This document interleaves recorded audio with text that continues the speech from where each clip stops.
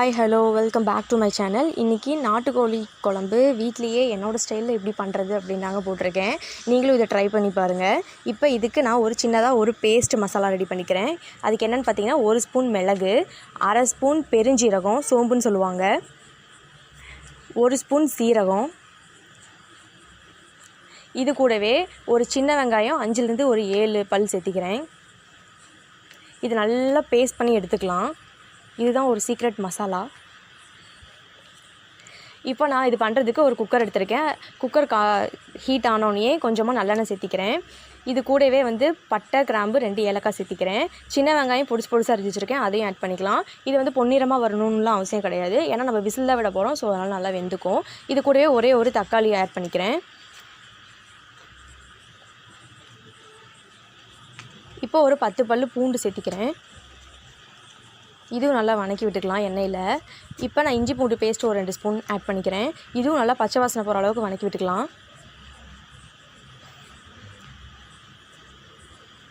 இப்போ இது கூட நான் 2 பச்சை மிளகா கட் பண்ணாமல் முழுசாக அப்படியே சேர்த்திக்கிறேன். இப்போ நான் அரைச்சி வச்சுருந்த அந்த மசாலாவையும் ஆட் பண்ணி இதுவும் நல்லா பச்சை வாசனை போகிற அளவுக்கு வணக்கி விட்டுக்கலாம். இது நல்லா வணங்கிடுச்சு. இப்போ நான் வாஷ் பண்ணி வச்சுருக்க 1/2 கிலோ நாட்டுக்கோழி சிக்கனை ஆட் பண்ணிக்கிறேன். இதே நல்லா வணக்கி விட்டுக்கலாம், மசாலோட ஒன்றா இறங்குற மாதிரி.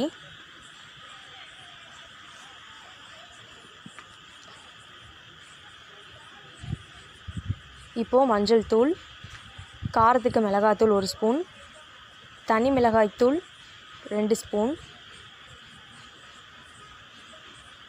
இப்போ இதுக்கு தேவையான உப்பு சேர்த்து இது எல்லாத்தையும் நல்லா ஒன்றோட ஒன்றா வணக்கிக்கலாம். இப்போ சிக்கன் மசாலா 1 ஸ்பூன் மட்டும் ஆட் பண்ணுறேன். அது ஸ்கிப் பண்ணுறதுனா பண்ணிக்கலாம், வேணும்னா ஆட் பண்ணிக்கலாம், இல்லை ஸ்கிப் பண்ணிக்கலாம். இப்போ இந்த சிக்கன் நல்லா முழுகிற அளவுக்கு நான் தண்ணி ஊற்றிக்கிறேன். நான் உப்பெல்லாம் டேஸ்ட் பண்ணிட்டேன், ஓகே எனக்கு கரெக்டாக இருக்குது. இது கூடவே கொஞ்சமாக கருவேப்பிலை போட்டு மூடி வச்சுக்கிறேன். ஒரு 4லேருந்து 5 விசில் விட்டால் போதும். நல்லா வெந்துடுச்சு.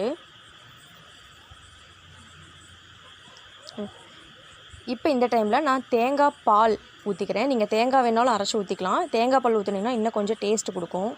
தேங்காய் பால் 1 டம்ளர் ஊற்றிக்கிறேன். ஜஸ்ட் ஒரு 2 மினிட்ஸ், ஒரே ஒரு கொதி வந்ததுமே ஆஃப் பண்ணிக்கலாம்.